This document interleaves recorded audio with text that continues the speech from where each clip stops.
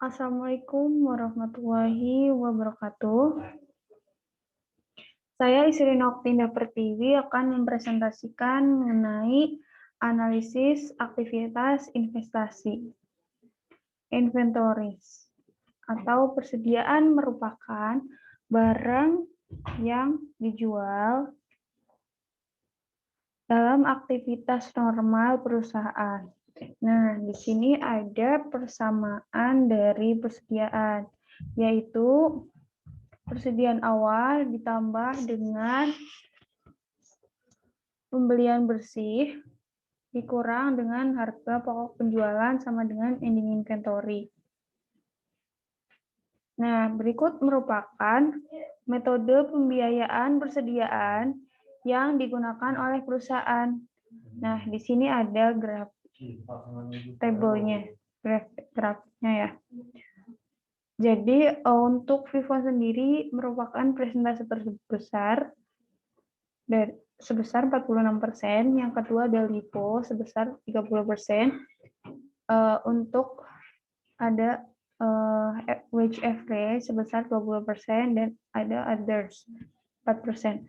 Nah, ini diambil dari data buku. Mungkin untuk data sekarang bisa ada perubahan. Nah, yang pertama ada first in first out atau FIFO. Nah, pada transaksi yang menggunakan metode first in first out, jadi si perusahaan ini ketika menjual suatu persediaan menggunakan harga yang paling awal pembeliannya. Terus ada last in first out. Jadi ketika si perusahaan menjual persediaan menggunakan harga pembelian paling akhir.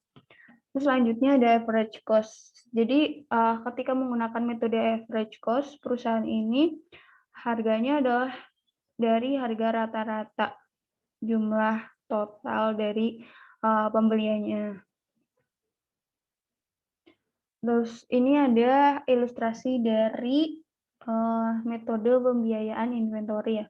Jadi diketahui pada tanggal 1 Januari perusahaan membeli inventory dengan sebesar 40 dengan harga 500. Jadi totalnya 220.000. Nah, terus perusahaan membeli kembali inventory pada tahun yang sama sebesar 60 dengan harga 600, maka hasilnya 36.000. Maka cost of good available sale-nya adalah 100 yang didapat dari 60 ditambah 40 unit dengan total harga 56.000 dari penjumlahan 20 ditambah 36. Nah, terus ada catatan bahwa perusahaan menjual 30 unit dengan harga 80 dan mendapatkan revenue sebesar 24.000. Nah, kita akan memperhitungkan transaksi ini dengan 3 metode. Yaitu yang pertama kita menggunakan metode FIFO. Sebentar, kita ganti dulu supaya bisa coret-coret. Nah, di sini kita mendapatkan beginning inventory-nya sebesar 20.000 yang didapat dari transaksi pada 1 Januari. Nah, terus kita dapat net purchase pada transaksi kedua pada tahun yang sama sebesar 36.000. Nah, terus kita harus cari nih COGS-nya berapa. COGS ini dihitung dari pembeliannya, itu tadi. Si perusahaan ini itu menjual 30.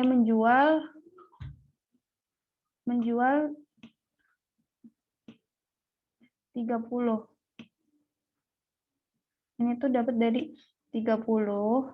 30 tuh jumlah persediaan yang dijual ya, dikali dengan harga kan first in first out. Jadi harga awal yang keluar duluan. Jadi 500. Oke. Maka hasilnya 15.000. Nah, untuk ending inventory-nya ada rumusnya itu beginning inventory ditambah net purchase dikurang dengan COGS. Maka hasilnya 41.000.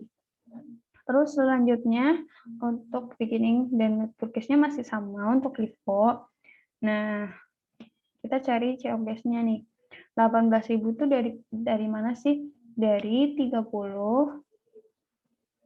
kita kalikan dengan harga yang paling terakhir keluar, yaitu 600.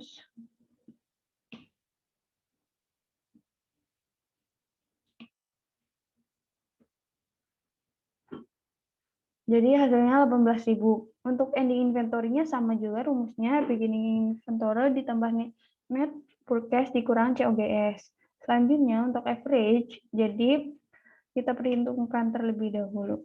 Nah, ada jumlah harganya adalah 56.000 hasil dari transaksi pada 1 Januari 20.000 ditambah dengan transaksi kedua yaitu 36.000 kita bagi dengan jumlahnya. Jumlahnya adalah 100, hasil dari 40 ditambah 60. Maka ini 56. 560. Nah, 560 ini kita akan menjadi patokan harga rata-ratanya. Kita kali dengan 30. Maka hasilnya adalah 16.800. Nah, untuk ending inventory-nya gimana? Ending inventory-nya sama. Jadi, beginning inventory ditambah net purchase, kita kurang dengan COGS. Nah, terus kita asumsikan ketika sales-nya adalah 35.000 dalam periode. Jadi, ketika FIFO maka akan 24.000 dikurang 15. Maka gross profit-nya adalah 9.000. Nah, 24.000 kita kurang dengan 18.000, maka 6.000. Terus average-nya 24.000 kita kurang dengan 16.800, hasilnya 7.200. Nah, terus di sini ada economic profit versus holding gain. Nah, sebelumnya dijelaskan terlebih dahulu economic profit itu apa sih? Jadi economic profit itu adalah laba kepemilikan. Jadi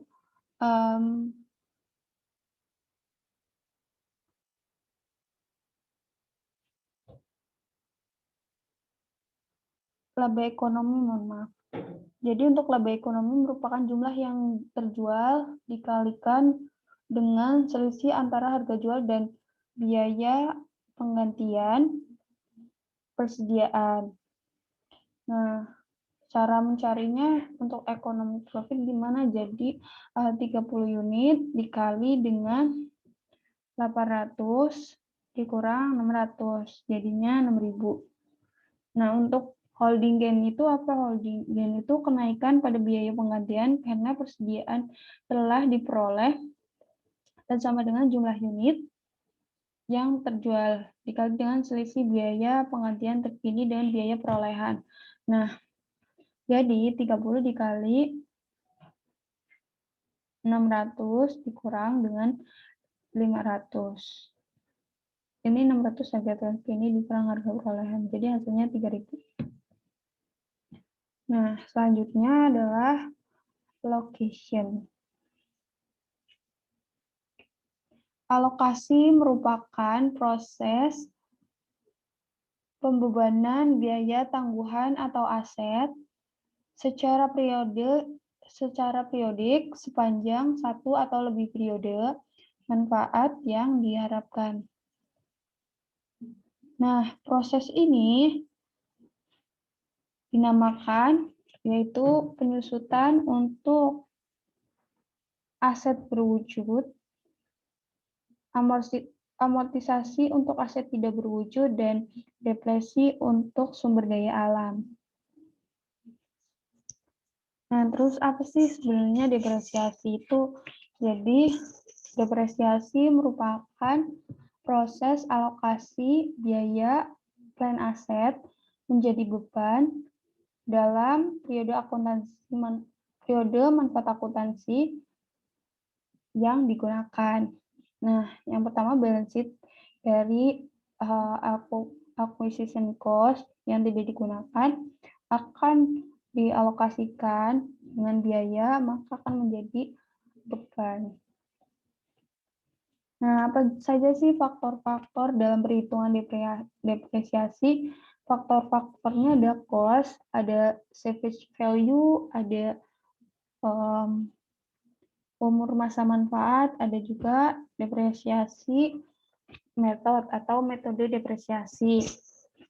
Nah, untuk menghitung metode depresiasinya, yang pertama menggunakan straight line method atau metode garis lurus, yaitu beban depresiasi per tahunnya kita cari dengan biaya kita kurang dengan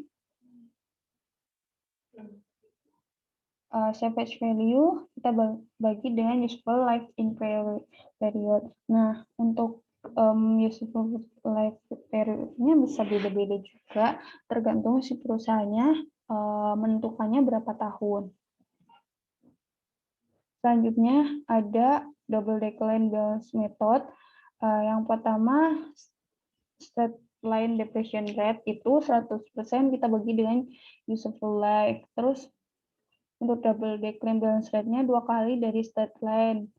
Untuk depreciation expense-nya double decline balance dikali dengan beginning period value. Nah, terus selanjutnya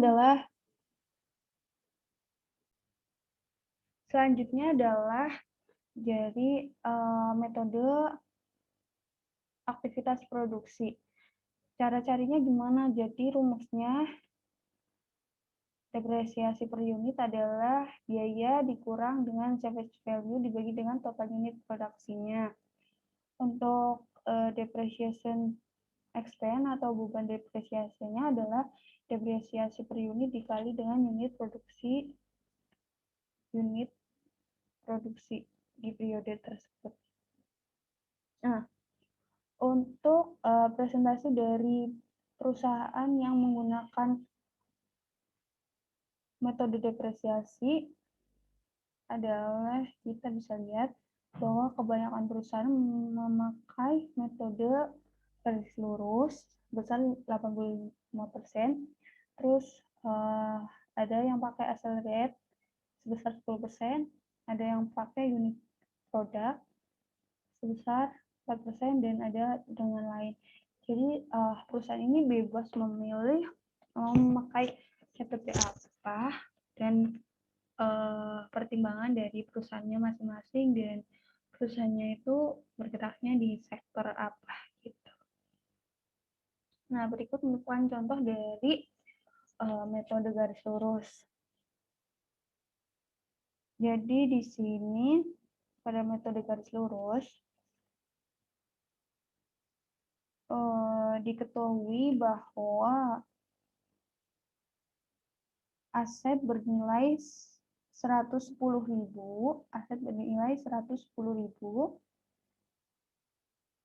dengan masa manfaat selama 10 tahun dan nilai sisanya 10.000.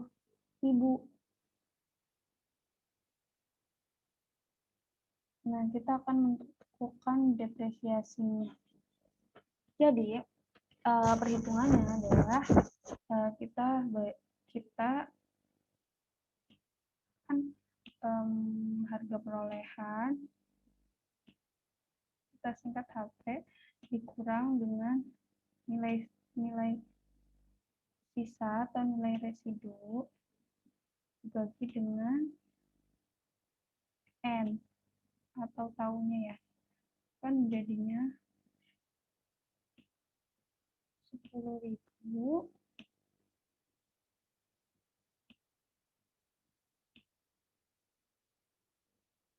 110.000 dikurang 10.000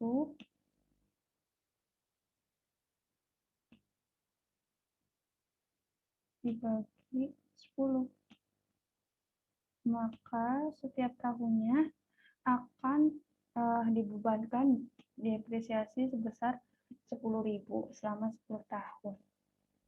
Untuk accumulated nya tinggal kita jumlahkan pada tahun pertama 10.000, tahun kedua 10.000 ditambah 10.000, tahun ketiga 20.000 ditambah 10.000, dan sampai 100.000. Nah, untuk aset book value-nya semakin berkurang setiap tahunnya karena dikurang dengan beban depresiasi. Selanjutnya ada contoh dari double decline.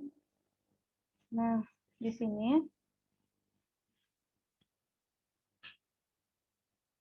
jadi di sini itu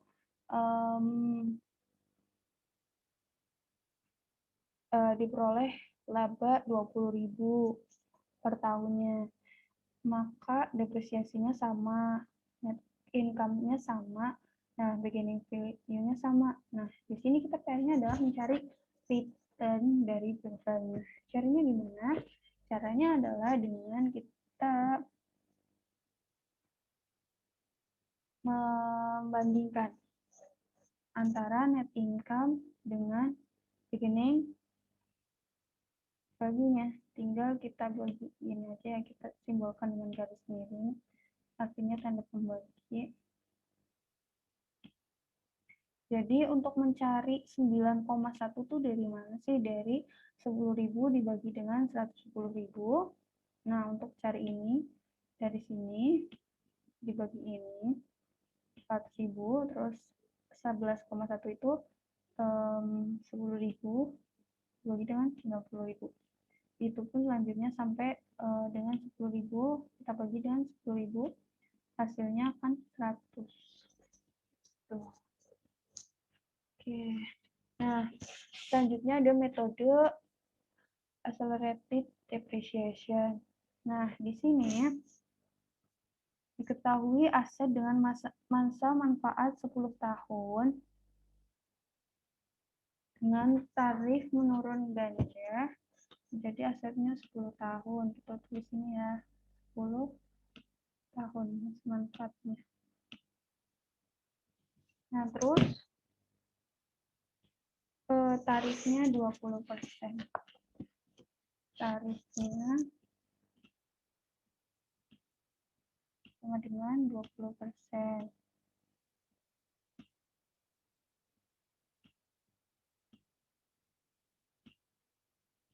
Nah, terus kita cari double decline. Caranya adalah kita kalikan saja. Nah, ini pertamanya asetnya adalah harga perolehnya masih sama ya, 110.000.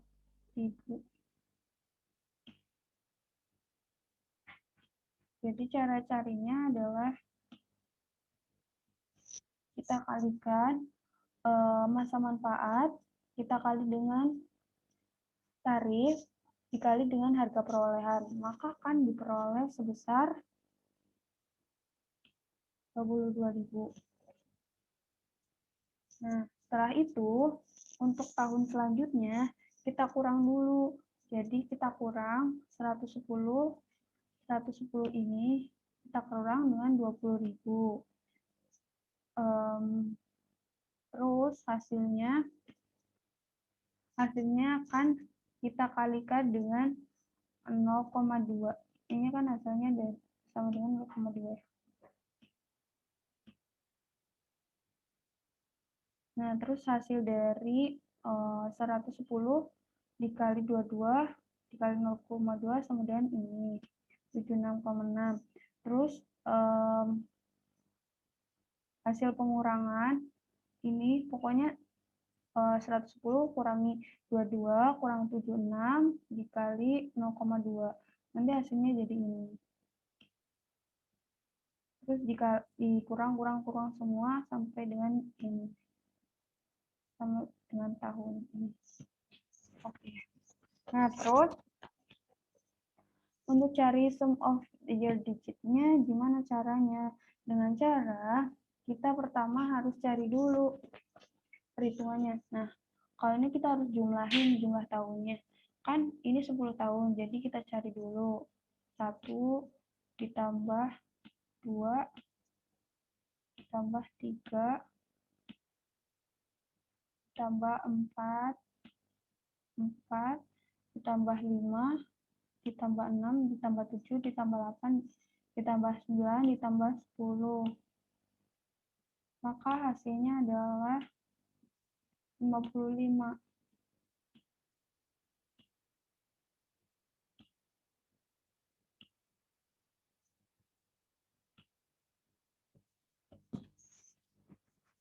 Nah, oke.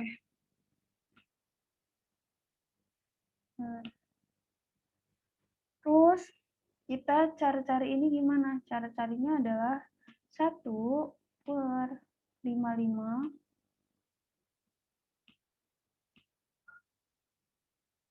kita kali dengan 110.000.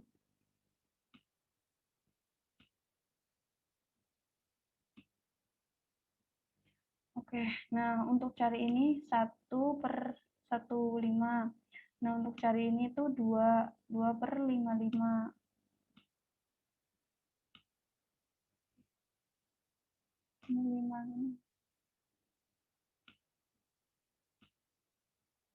2/55, 2/55, 3/55, 4/55, 5/55, dan sampai 10/55. Nah, untuk kumulatif depreciation-nya tinggal kita jumlahin aja. Jadi ini nih 22, terus kita langsung jumlahin ini ke sini 39.600, kita tambah dengan 40.080 hasilnya ini. Begitupun sampai ke bawah. Nah, untuk dari sum of the year-nya kita langsung pindahin ini. Terus kita jumlah dengan 16.364 hasilnya ini. Terus dijumlahin sampai ke bawah. Hasilnya harus 100. Oke. Terima kasih. Mohon maaf apabila ada tutur kata yang kurang berkenan dan ada kesalahan dalam menjelaskan. Wassalamualaikum warahmatullahi wabarakatuh.